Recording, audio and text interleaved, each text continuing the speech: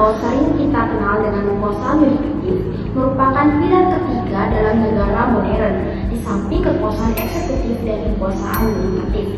Baik negara yang menganut sistem civil law maupun common law, baik negara yang menganut sistem pemerintahan parlementer maupun presidensial, semua lembaga kehakiman merupakan lembaga yang bersifat tersendiri. Dalam ketentuan Pasal 1 Undang-Undang Nomor 4 Tahun 2004 tentang kekuasaan kehakiman menjelaskan bahwa kekuasaan kehakiman merupakan kekuasaan negara yang merdeka untuk menyelenggarakan peradilan demi menegakkan hukum dan keadilan berdasarkan Pancasila demi terselenggaranya negara hukum Republik Indonesia. Dari tahun 1964 hingga sekarang ada 4 undang-undang yang berlaku tentang kekuasaan kehakiman. Pertama yaitu Pasal 19 tahun 1964, yang kedua yaitu Pasal 19 tahun 1984, yang ketiga yaitu Pasal 14 tahun 1970 yang diubah menjadi Pasal 35 tahun 1999, dan yang terakhir yaitu Undang-Undang Nomor 4 Tahun 2004 tentang kekuasaan kehakiman. Kemudian ada 6 prinsip dari lembaga kehakiman itu sendiri. Yang pertama yaitu independensi, bahwa seorang itu harus merdeka dan tidak boleh adanya paksaan maupun tekanan. Yang kedua yaitu ketidakberpihakan, bahwa seorang hakim itu tidak boleh berpihak kepada salah satu pihak.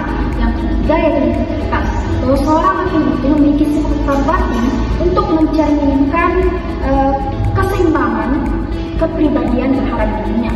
Yang keempat yaitu kesopanan maupun kepantasan, bahwa seorang hakim itu harus memiliki kemampuan untuk menempatkan dirinya dalam setiap keadaan dan kondisi. Selain itu, seorang hakim juga haruslah bersikap sopan terhadap orang-orang atau para pihak agar tidak terjadi kesinggungan terhadap para pihak. Dan yang terakhir yaitu kesetaraan, bahwa seorang hakim itu haruslah tidak boleh membeda-bedakan para pihak, baik si kaya maupun si miskin. Semuanya sama di mata hukum. Ini saya akan menjelaskan terkait dengan sejarah kekuasaan kehakiman. Yang pertama, kekuasaan kehakiman pada masa pemerintahan Hindia Belanda.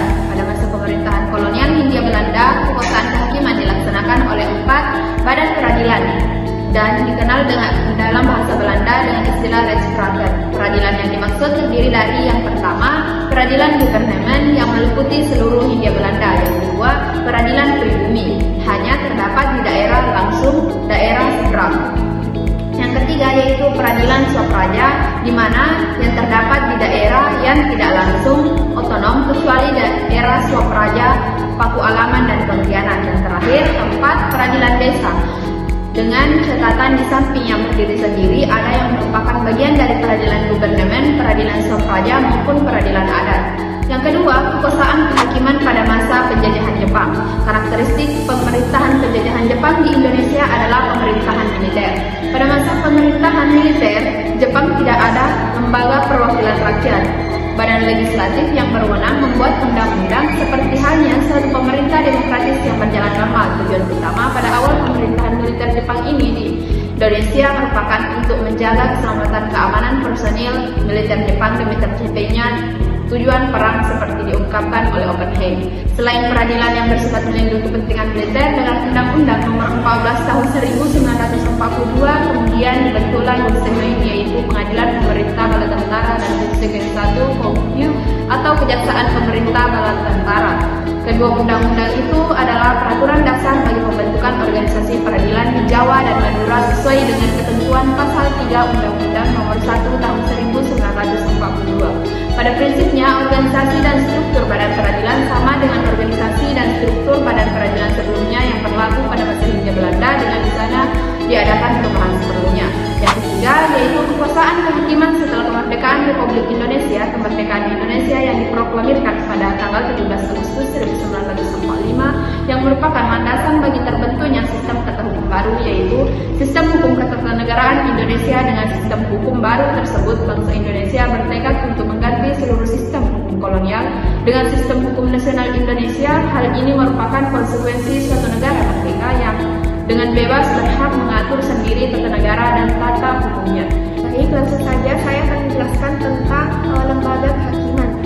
secara konstitusional, Undang-Undang Dasar 1945 menyatakan bahwa kekuasaan kehakiman ini terdiri dari 3 lembaga, yaitu Mahkamah Agung, Komisi Yudisial, dan Mahkamah Konstitusi, di mana masing-masing tersebut terdapat pada pasal 24A, B, dan C Undang-Undang Dasar tahun 1945. Yang pertama, Mahkamah Agung.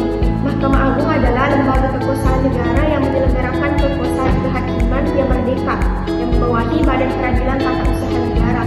Dalam Undang-Undang Dasar tahun 1945, khususnya pada pasal 24 ayat 2 dan pasal 25, yang mendelegasikan kepada pembuat undang-undang membuka peluang bagi eksekutif, dalam hal ini pemerintah, sebagai salah satu unsur utama pembentuk undang-undang yang menentukan kekuasaannya. Dalam Undang-Undang Nomor 14 tahun 1970 diatur bahwa pelaksanaan kekuasaan kehakiman ini dilakukan oleh 2 lembaga, yaitu Mahkamah Agung dan Departemen Kehakiman, di mana Mahkamah Agung mempunyai tugas pokok menerima, memeriksa, dan mengadili serta menyelesaikan setiap perkara yang diajukan kepadanya. Kemudian Departemen Kehakiman mempunyai kewenangan dalam hal organisasi, administrasi, dan keuangan. Dengan adanya 2 lembaga tersebut dalam pelaksanaan kekuasaan kehakiman dianggap menjadi penghalang bagi independensi kekuasaan kehakiman itu sendiri. Kemudian pasca amandemen pada pasal 9 tentang kekuasaan kehakiman itu berubah. Pasal-pasal dan ayat-ayat yang bertambah menjadi 6 pasal dan 19 ayat, dan juga substansi pengaturannya berubah secara mendasar. Adapun perubahannya antara lain, yang pertama adalah penegasan, yang kedua kekuasaan kehakiman tidak hanya dilakukan oleh sebuah Mahkamah Agung dan lingkungan peradilan di bawahnya, tapi juga ditambah dengan sebuah Mahkamah Konstitusi. Adapun tugas dan wewenang Mahkamah Agung berdasarkan Undang-Undang Nomor 14 tahun 1985 dan juga peraturan perundang-undangan lainnya yang berlaku saat ini, yaitu yang pertama tugas yudisial, yaitu tugas untuk menyelenggarakan pengadilan yang meliputi memeriksa dan memutus perkara kasasi, sengketa yurisdiksi, dan permohonan peninjauan kembali putusan pengadilan yang telah mempunyai kekuatan hukum tetap. Yang kedua, tugas judicial review terhadap peraturan perundang-undangan di bawah undang-undang. Yang ketiga, tugas pengawasan terhadap peradilan di bawahnya. Yang keempat, tugas penasihatan.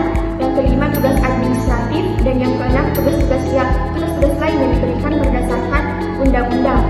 Kemudian lembaga kehakiman yang kedua yaitu Mahkamah Konstitusi. Perubahan Undang-Undang Dasar melahirkan lembaga baru di bidang kehakiman yaitu Mahkamah Konstitusi, sebagaimana yang diatur pada pasal 24 ayat 2 Undang-Undang Dasar tahun 1945 yang menyatakan bahwa kekuasaan kehakiman dilakukan oleh peradilan umum, lingkungan peradilan agama, lingkungan peradilan militer, lingkungan peradilan tata usaha negara, dan oleh sebuah Mahkamah Konstitusi.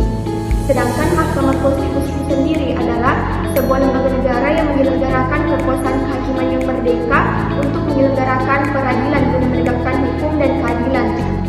Kemudian Mahkamah Konstitusi ini terdiri dari 9 orang anggota hakim konstitusi yang ditetapkan oleh Presiden, yang mana rinciannya 3 orang diajukan oleh Mahkamah Agung, 3 orang diajukan oleh DPR, dan 3 orang lainnya diajukan oleh Presiden.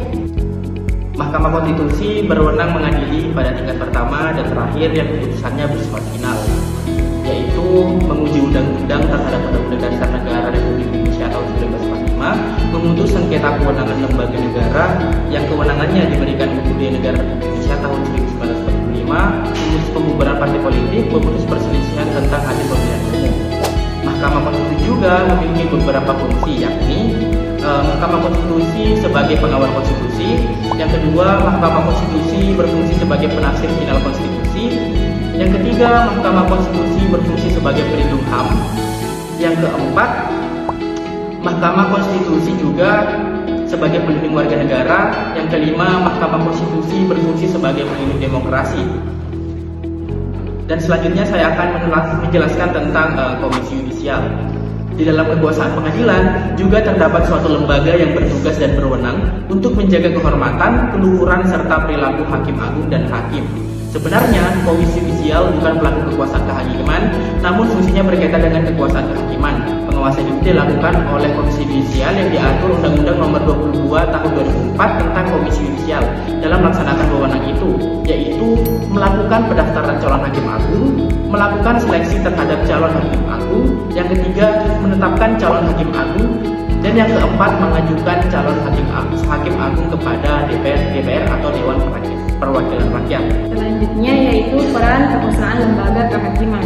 Keberadaan lembaga peradilan sebagai pelaku kekuasaan kehakiman di Indonesia adalah sangat penting karena pengadilan merupakan pengawal konstitusi, pengadilan bebas merupakan unsur negara demokrasi, pengadilan merupakan akar negara hukum. Peradilan dilakukan demi keadilan berdasarkan ketuhanan yang Maha Esa. Peradilan dilakukan dengan cara sederhana, cepat, dan biaya ringan. Campur tangan dalam unsur peradilan oleh pihak-pihak di luar kekuasaan kehakiman dilarang, kecuali dalam hal-hal yang tersebut dalam Undang-Undang Dasar demi keadilan berdasarkan ketuhanan yang Maha Esa adalah sesuai dengan pasal 29 Undang-Undang Dasar yang berbunyi ayat 1, negara berdasarkan atas ketuhanan yang Maha Esa. Ayat 2, negara menjamin kemerdekaan tiap-tiap penduduk untuk memeluk agamanya masing-masing dan beribadah menurut agamanya masing-masing. Kepercayaan itu